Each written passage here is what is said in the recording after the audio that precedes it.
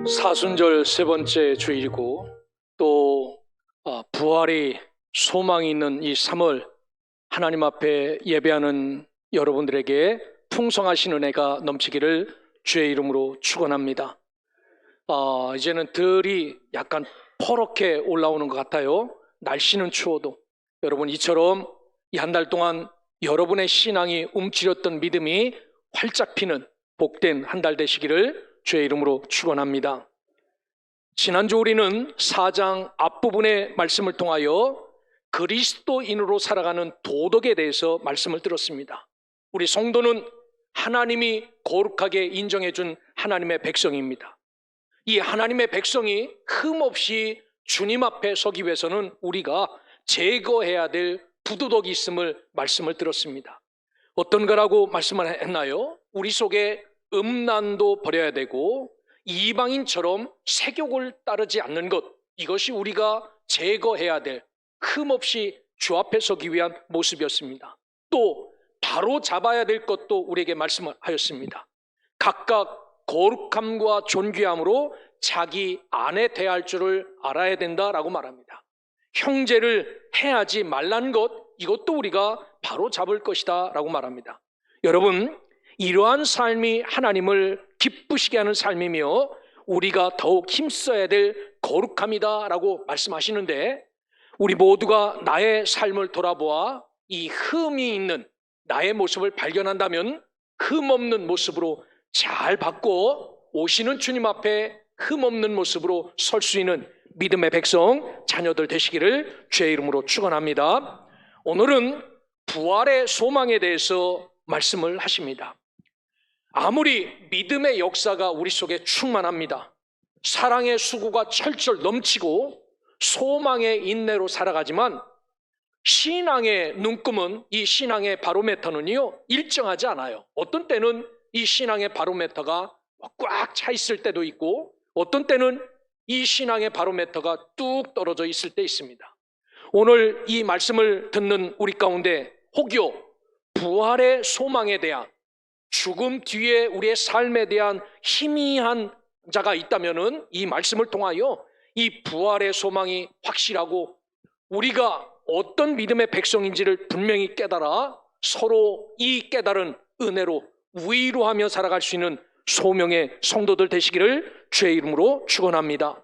오늘 13절 말씀은 자는 자들에 대한 교훈에 대해서 이야기합니다. 그래서 13절을 이렇게 시작합니다. 형제들아, 자는 자들에 관하여는 너희가 알지 못함을 우리가 원하지 아니하노니 이는 소망 없는 다른 이와 같이 슬퍼하지 않게 하려 함이라 라고 말합니다. 교회에 오셔서 단잠을 주무시는 분들도 있고 집에서 단잠을 자는 사람도 있지요. 여기서 잠자는, 우리가 육신적인 잠자는 그 잠에 대해서 이야기하는 것이 아니라 우리가 이 육신의 장막을 다 벗어버리고 죽은 성도들에 대해서 이야기하는 그런 말씀입니다. 오늘 이 말씀은 우리가 어떤 마음으로 들어야 되냐면 소망을 갖고 들어야 됩니다. 바울은 그리스도인의 신앙의 요소를 어떻게 표현하냐면 믿음의 역사가 있는 것도 그리스도인의 신앙의 요소다라고 말합니다. 사랑의 수고도 신앙의 요소고 소망의 인내도 신앙의 요소입니다. 그래서 이 데살로니가 전서 안에는 이런 이야기들을 끊임없이 풀어내요. 그래서 3장에 보면요, 굳센 믿음의 역사에 대해서 이야기합니다. 그리고 이 서로 사랑하는 것에 대해서는 사도 바울이 어떻게 이야기하냐면은 내가 말하지 않아도 너희들에게 사랑의 수고가 철철 넘치고 있다, 이것은 생략하고 라고 말합니다. 그리고 오늘 이 말씀을 통하여 소망의 인내에 대해서 이야기합니다. 끝까지 주 안에서 참고 기다리는 것. 그리고 사도 바울은 이 믿음과 사랑과 소망을 정리하여 말하듯이 읽진 않았지만 여기 5장 8절에 넘어가면은 정신을 차리고 믿음을 갖고 있어야 되고 사랑에 호심경을 붙여야 되고 소망에 투구를 쓰자라고 말씀을 사도 바울이 데살로니가 교인들에게 마치는 것을 볼 수 있습니다. 이렇게 사도 바울이 중요하게 여기는 것이 바로 부활 신앙이다라는 사실을 기억하고 오늘 말씀을 들으며 우리에게 이 부활신앙이 충만하게 채워지기를 주의 이름으로 축원합니다. 여기서 자는 자란 말씀드린 것처럼 죽은 자를 가르치는 겁니다. 사도 바울은 13절 첫째, 형제들아 자는 자들에 관하여는 이라고 답하는 것을 보면은 데살로니가 사람들이 죽은 뒤에 우리 성도들은 어떻게 됩니까? 라고 질문한 것으로 보입니다. 여러분, 여기가 고향입니까? 하늘이 고향입니까? 우리가 생각하기를 이 땅이 고향입니까? 하늘이 고향입니까? 우리가 이 땅이 고향이 아니라 저 충청도 당진이 고향이 아니라 하늘이 고향인 겁니다. 하늘이. 여기에 보면은 자는 자들에 관하여 우리가 예수를 이렇게 잘 믿다가 우리 주님 오시는 것을 경험하지 못하고 죽으면은 어떻게 됩니까? 믿는 우리는. 초대교회는 예수님의 재림이 당대에 있을 것을 확실하게 믿었던 자들이 너무나도 많아요. 왜냐하면 너희들이 본 그대로 내가 다시 오리라는 그 말씀 때문에 모든 사람이 내가 살아있을 때 우리 주 예수가 다시 왔으면 좋겠다, 내가 살아있을 때 주님을 만나고 싶다라고 기다린 사람이 너무나도 많아요. 특별히 그 중에 이 데살로니가 교회는 이 신앙이 굉장히 고조되어 있습니다. 그래서 1장, 2장, 3장, 4장, 5장에 계속해서 강림에 대해서 이야기를 합니다. 그런 중에 재림을 보지 못하고 죽은 사람들이 생기게 되자 이들의 구원은 어떻게 됩니까? 주님의 재림을 경험하지 못하고 죽는 사람들, 잠자는 사람들은 어떻게 됩니까? 라고 의문이 있어서 질문을 합니다.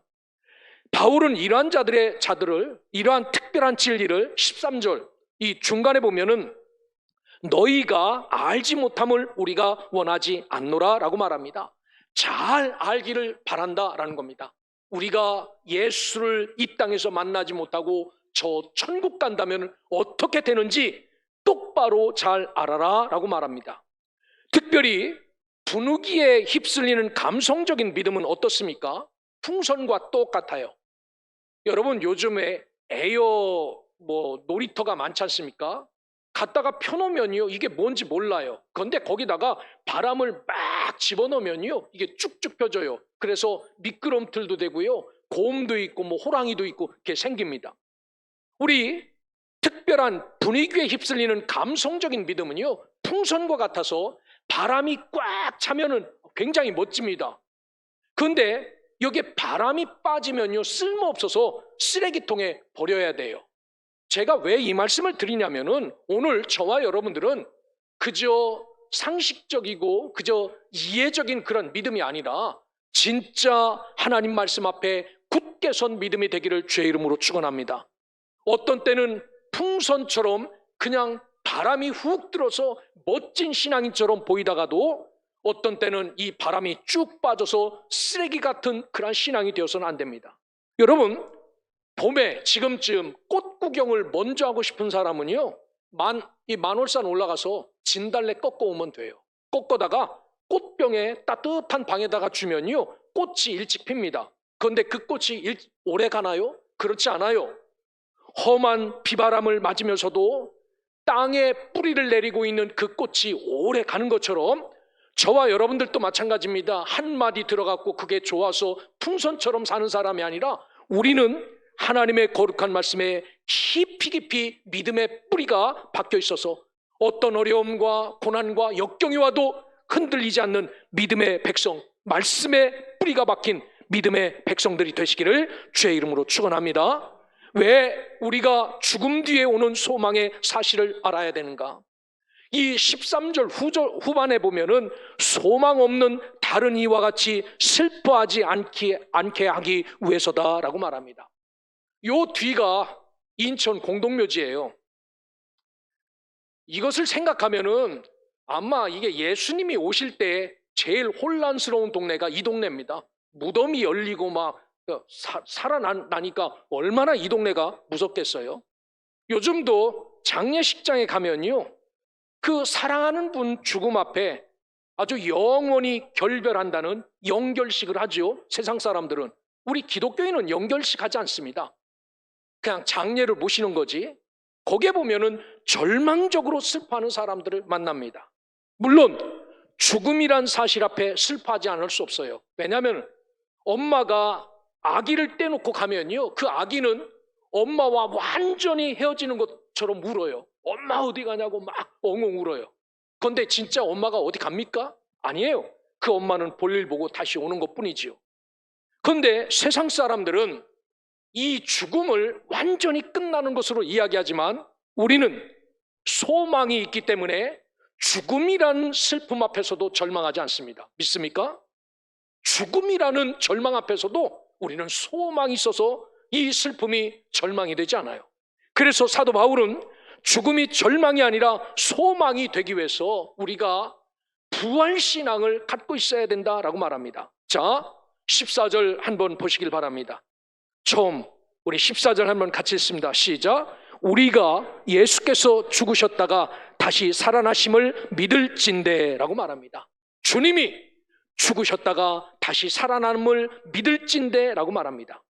오늘 우리 기독교의 뿌리와 믿음의 근거가 이 사실에 담겨져 있고 모든 해답이 여기에 담겨져 있고 이 부활신앙이 바로 진리임을 흔들림 없이 믿기를 주의 이름으로 축원합니다. 복음의 진리는요, 나의 죄값을 다 짊어지시고 예수님이 죽으셨다는 사실만 믿는 것 아니에요. 우리 주님이 이 땅에 오셔서 어린 아기로 잘 자라서 이분이 죽으셨습니다. 이것만 믿는 게 아닙니다. 이것만 복음의 진리가 아니에요. 뭐냐면 나를 하늘의 백성으로 삼기 위해서 그 죽으심을 깨고 다시 살아나심을 믿는 것, 이것까지가 믿음입니다. 이분이 죽으시고 이분이 부활한 것, 이게 온전한 믿음이지요. 그래서 이 놀라운 부활신앙이란 진리는 우리가 끝까지 목숨을 걸고 지켜야 될 중요한 핵심이지요. 이분은 우리에서 죽으셨고 이분은 우리에서 부활하셨다는 이 놀라운 믿음을 분명히 확신하며 살아갈 수 있기를 주의 이름으로 축원합니다. 왜 이 부활신앙을 우리가 끝까지 지켜야 됩니까? 왜냐하면 예수가 다시 살아났다는 것 안에는요, 여러 가지가 의미가 포함되어 있어요. 첫째는 하나님의 아들이심이 예수가 죽었다가 살아난 것에 포함이 되어 있고 증명된 나타난 표적입니다. 이거밖에 확실한 표적이 없어요. 이분이 하나님의 아들이라는 것 뿐만 아니라 여기에는 우리의 죄가 다 해결되고 우리는 의롭다함을 얻었다는 이 증거가 이 죽으심과 부활 가운데 깊이 담겨져 있습니다. 뿐만 아니라 이 죽은 자 가운데서 다시 살아 잠자는 자들의 첫 열매, 즉 성도의 부활의 보증이 여기에 담겨져 있습니다. 그래서 고린도전서 15장 14절에 보면은 그리스도께서 만일 다시 살아나지 못하셨다면 우리가 전파한 것도 헛것이고 너희 믿음도 헛것이며 라고 말합니다. 이분의 죽음과 부활이 없었다면 우리는 뻥쟁이에 불과한 겁니다. 사기꾼이고 도둑놈이고 다른 사람을 등쳐먹는 그런 사람에 불과해요. 그래서 사도 바울은 이 부활신앙 때문에 우리가 소망 가운데 죽음도 기쁘게 여길 수 있다라고 말합니다. 오늘 죽음 앞에 두려워하는 자 있습니까? 이 일 있으면 모든 것이 끝이라고 생각하는 자 있습니까? 아닙니다. 이것은 내가 고향으로 돌아가는, 아버지 집으로 돌아가는 죽음은 슬픔이 아니라 놀라운 희망이고 소망이라는 사실을 분명히 믿고 살아갈 수 있기를 주의 이름으로 축원합니다. 그래서 죽음 앞에 무기력한 절망의 사람이 아니라 이 부활 신앙 속에서 요한복음 11장 말씀처럼 예수께서 이르시되 나는 부활이요 생명이니 나를 믿는 자는 죽어도 살겠고 나를 믿는 자는 죽어도 살겠고 무릇 살아서 나를 믿는 자는 영원히 죽지 않는 이 비밀을 분명히 마음속에 새기고 살아가는 성경에 나온 백성들처럼 이런 삶을 살아가시기를 주의 이름으로 축원합니다. 성경에 보면요, 아브라함이 100세에 얻은 아들 이삭을 바치라는 하나님의 말씀을 듣고 바쳐요. 그런데 이 아브라함의 마음을 히브리서에는 이렇게 기록하고 있어요. 왜? 죽을 것 뻔히 알면서도 왜 100세에 난 그 아들을 바쳤는가? 히브리서 11장 18절에 보면 그에게 이미 말씀하시기를, 하나님이 아브라함에게 이미 말씀하셨다는 겁니다. 무엇을? 네 자손이라 칭할 자는 이삭으로 말미암음이라 라고 말합니다. 이삭밖에는 너의 자식이 없다는 겁니다. 죽어도 이삭, 살아도 이삭이다 라고 말씀하셨다는 겁니다. 하나님이 아브라함에게. 그래서 아브라함은 하나님의 말씀을 철떡같이 믿고 이삭을 죽은 자 가운데서 다시 살리실 줄 알고 하나님 앞에 이삭을 바쳤다라고 말합니다. 이게 부활 신앙이다라고 말합니다. 여러분, 오늘 우리도 아브라함 같은 이 부활의 신앙이 충만하기를 주의 이름으로 축원합니다. 사도 바울은 복음 사역 앞에서 힘에 겹도록 심한 고난을 당하여 살 소망까지 끊어지고 자신이 사형 선고를 받은 것 같은 상황에 처해 있었다라고 말합니다. 얼마나 극한 상황이면은 이제는 죽어야 되겠다. 이제는 다 놔야 되겠다. 이런 생각이 들겠습니까? 사도 바울이 이런 상황에 처해 있었는데 고린도후서 1장 9절에 보면 왜 그런 상황을 하나님이 주시는가? 우리로 자기를 의지하지 말고 나 그래도 끈 있어. 여기서 왜 죽어? 끈 갖고 줄줄줄 타고 내려가면 되지. 나 통장 있어. 나 힘 있어. 나를 의지하지 말고 오직 죽은 자를 다시 살리시는 하나님만 의지하게 하시려고 나를 산 소망이 끊어지게 만들고 사형 선고를 받은 사람처럼 이런 처지에 나를 놓아놓으셨다라고 말합니다. 그러기에 우리가 혹여 절벽 같은 그 삶 가운데 있어도 여러분 죽어도 사는 하나님의 은혜를 우리가 누린다면 여러분 그 죽음이, 여러분 그 고통이, 여러분 그 아픔이 어쩌면 나를 살리는 원동력이요 힘일 수 있음을 기억하고 어떤 고난과 아픔 속에도 우리가 꼭 품고 살아야 될 말씀이 있다면 나는 부활이요 생명이니 나를 믿는 자는 죽어도 살겠고 무릇 살아서 나를 믿는 자는 영원히 죽지 않는다는 이 부활신앙이 여러분 가운데 풍성하게 채워지기를 주의 이름으로 축원합니다. 이와 같은 부활신앙을 가지고 사는 자들에게 성경은 어떤 답을 주는가? 정말 예수 만나지 못하고 죽으면 어떻게 될까 고민하는 자에게 어떤 답을 주는가? 14절에 보면 이렇게 말합니다. 예수께서 죽으셨다가 다시 살아나심을 믿을진데 이와 같이 예수 안에서 자는 자들도 하나님이 그와 함께 데리고 오시리라 라고 말씀합니다. 우리가 예수 믿고 그분을 살아서 만나든지 아니면 죽어서 그 앞에 가든지 오늘 주님이 다시 오실 때 예수 믿고 죽은 자들을 함께 데리고 오시리라 라고 말해요. 그래서 사도 바울은 에베소서 2장 5절에 보면 허물로 죽은 우리를 그리스도와 함께 살리셨고 또 함께 일으키사 그리스도 예수 안에서 함께 하늘에 앉히시는 복이 있다라고 말합니다. 여러분, 우리가 예수 이 자리에서 못 만나고 그분이 오시는 것을 못 보고 죽어도 주와 함께 설 수 있다는 이 부활의 소망이 여러분 가운데 풍성하게 넘치기를 주의 이름으로 축원합니다. 그리고 먼저 하나님의 부르심을 받은 그리스도인들은 육신은 이 땅에서 잠자고 있지만 영은 주와 함께 있다라고 성경이 말해요.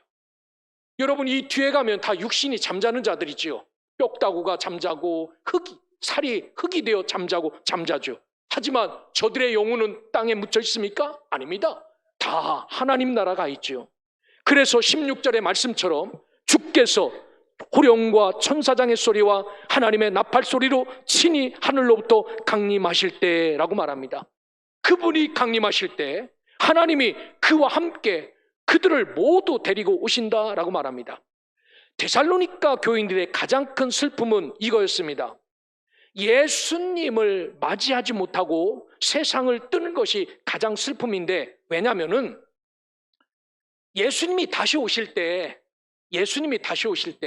땅에 살아있는 사람이 더 유리할까? 아니면 죽어서 무덤 속에 들어가 있는 사람이 유리할까? 이거를 곰곰이 따졌던 것 같아요.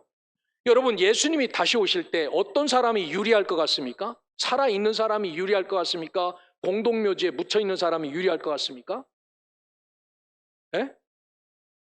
살아있는 사람이 유리하죠. 우리가 비행기도 있는데요. 딱 소리 들으면은 돈 많은 사람 비행기 타고 막 헬리콥터 타고 확 올라가서 맞이해서 예수님 이쪽으로 오시죠, 이쪽으로 오시죠, 여기 오시죠. 이렇게 하면 되지 않습니까? 이 데살로니가 교인들이 이렇게 생각했던 것 같아요. 우리는 이분을 못 만나고 땅속에 들어가 있으면은 이 예수님이 다시 오실 때 살아있는 놈들은 막 여기저기서 왕왕하면서 전화 걸어서 예수님 오신다 예수님 오신다 해서 다 만날 텐데, 우리는 내 살이 어디 갔나 뼈다구는 어디 갔나 하나하나 맞춰서 조립해갖고 오려면은 시간이 얼마나 많이 걸릴까 걱정했던 것 같습니다. 그래서 오늘 15절에 이런 결론을 주셔요. 15절 보시길 바랍니다. 주께서 강림하실 때까지 우리 살아남아 있는 자도 자는 자보다 결코 앞서지 못하리라 라고 말합니다. 여러분, 바울이 이렇게 말하면 죽음이 살아있는 것보다 결코 불리한 조건이 아니다라고 말해요. 왜? 그러기에 죽는 것을 무서워하거나 죽어 있는 것을 소망 없는 불신자처럼 슬퍼하지 말라는 겁니다.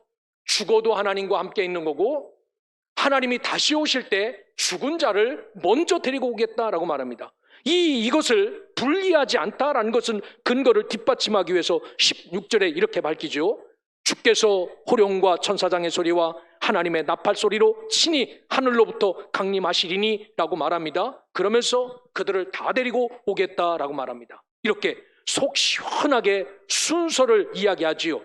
그리스도 안에서 죽은 자들이 먼저 일어나고 라고 말합니다. 16절 후반절에 보면 우리 생각에는 살아있는 사람이 유리할 것 같아요. 빰빠라밤 빰빰 예수님의 그 천사장의 호령나팔 소리가 올 때 우리가 눈이 동그라서 먼저 할 수 있는데, 순서는 그게 아니라는 겁니다.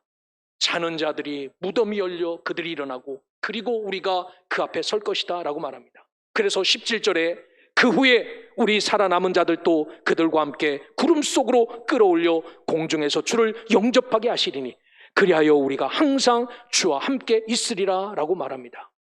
사도 바울은 똑같은 내용을 부활장인 고린도전서 15장 51절에서 이렇게 말합니다. 마지막 나팔의 순식간에 호련이 다 변화하여 주 앞에 설 것을 이야기합니다.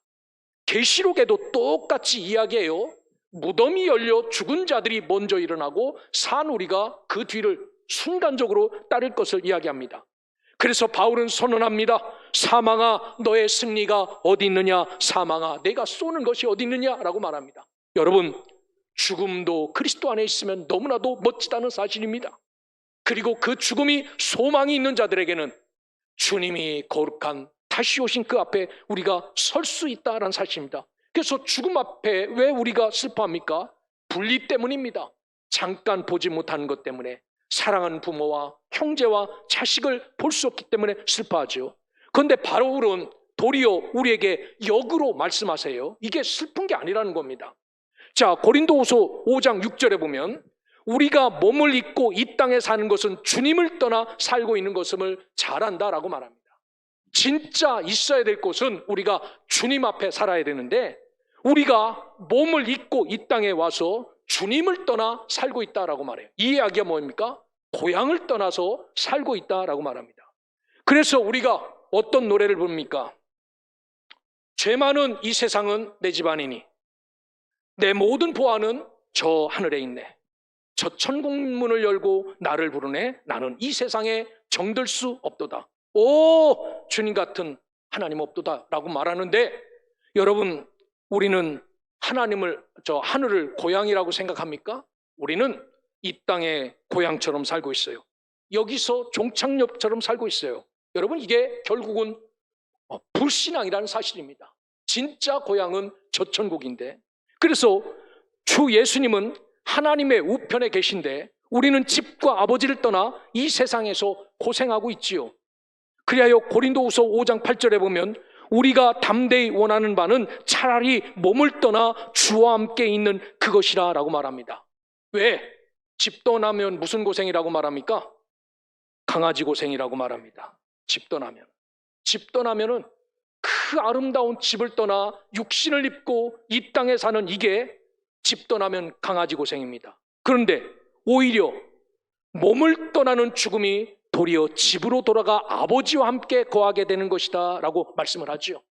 즉, 이 몸이 우리가 잠들어 죽음에 빠지고 이 깊은 이 육신을 이탈하게 되는 이것을 우리가 집으로 돌아가 아버지와 함께 거하는 그것이다 라고 말해요. 이게 성경의 말씀입니다.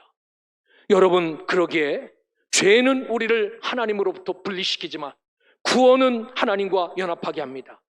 그러므로 본문에 보면은 14절에도 함께 데리고 오시리라, 17절에도 함께 구름 속으로 이끌려 항상 주와 함께 있으리라 라고 말합니다. 늘 함께가 있어요. 오늘 우리가 잊지 말아야 될 사실은 그리스도 안에 있다는 것은 살든지 죽든지 그리스도와 함께 있다는 사실을 분명히 믿고 살아가는 소명의 성도들 되시기를 주의 이름으로 축원합니다. 우리 주님 오심을 이 땅에서 경험치 못하고 저 공동묘지에 묻혀도 그분이 오시는 날 우리는 가장 먼저 그분 앞에 설 수 있다는 이 사실을 확실히 믿고 살아가는 우리 소명의 성도들 되시기를 주의 이름으로 축원합니다. 이제 말씀을 마칩니다. 우리가 금요일 날마다 계시록 말씀을 나누고 있는데 계시록 22장 12절에 보면 보라 내가 속히 오리니 라고 말합니다. 주님이 이 땅에 속히 오시겠다라고 말씀하시면서 13절로 넘어가면 22장 13절 나는 알파와 오메가요 처음과 마지막이요 시작과 마침이다 라고 말씀하십니다. 여러분, 주님이 다시 오시지 않는다면 알파는 돼요. 이분이 시작했으니까 천지창조도 하고 와서 죽기도 하고 부활도 하셨어요. 그런데 이분의 재림이 없으면 알파는 되어도 오메가는 되지 않습니다. 시작은 이분이 하셨지만 끝은 못 맺는 겁니다. 이렇게 되면 하나님 나라도 미완성이지요. 모든 것이 허구가 아닙니까? 우리가 모든 사람 가운데 더욱 불쌍한 것이다 라고 사도 바울이 이야기했던 것처럼 우리는 사기꾼이고 불쌍한 사람 아닙니까? 청춘 바쳐서 이 일을 했는데. 그런데 성경은 말합니다. 역사의 주인 되신 하나님은 결코 실수가 없으시다는 사실입니다. 그러기에 바울은 빌립보 교인들에게 이렇게 권면합니다. 그러므로 너희 속에 착한 일을 시작하신 이가 그리스도 예수의 날까지 이루실 줄을 우리가 확신하노라 라고 말합니다. 여러분, 지금 우리가 사순절 기간을 지내고 있어요. 또 다행스럽게 오늘 부활의 소망에 대해서 사도 바울이 데살로니가 교회 교인들에게 이야기합니다. 참 죽음이 두렵고 떨리는 거지만 오늘 죽음은 아버지 집으로 돌아가는 것이다 라고 말합니다. 그리고 죽음 속에서도 소망만 갖고 있다면 우리가 제일 먼저 주님 앞에서는 하나님의 백성이 된다라고 말합니다. 그러기에 오늘 우리가 간직해야 될 것은 죽느냐 사느냐 이것 때문에 고민할 것이 아니라 내 속에 믿음이 있는가 없는가가 우리의 고민거리라는 겁니다. 이 부활신앙이라는 이 믿음이 내 안에 있는가, 이 주님이 나의 구주 되시는 이 소망이 나에게 있는가, 이게 있으면 사나 죽으나 우리는 하나님의 자녀고 백성인데 이게 없으면 우리가 다 끝이다는 그런 말씀인 것처럼 오늘 심지어 믿음과 소망과 사랑 가운데 살면서도 세상이 끝인 것처럼 살아가는 자들은 소망이 없는 자다라는 겁니다. 심지어 죽음은 타양살이 하다가 고향으로 돌아가는 것이다 라고 표현한 말씀처럼 오늘 우리가 이 말씀을 기억하고, 그렇지, 우리가 죽어도 하나님 안에 있고 살아도 하나님 안에 있지. 그러기에 18절에 뭐라고 말합니까? 주 안에 영생이 있다는 말로 서로 위로하며 살라라고 말합니다. 어떤 고난이 어떤 아픔이 있어도 우리는 고향을 떠나온 사람이기에 정말 우리나라 말처럼 강아지 고생을 하고 있는 거예요. 이게 없는 사람은 아무도 없습니다. 그래도 우리가 위로할 수 있는 것은 우리는 죽어도 하나님 앞에 살아도 하나님 앞에 있다라는 이런 말로 위로하며 어떤 고난과 어려움 가운데도 쓰러지거나 낙심하거나 이 부활신앙을 포기하고 이 하늘에 대한 소망을 포기하고 살아가는 자 없기를 주의 이름으로 축원합니다.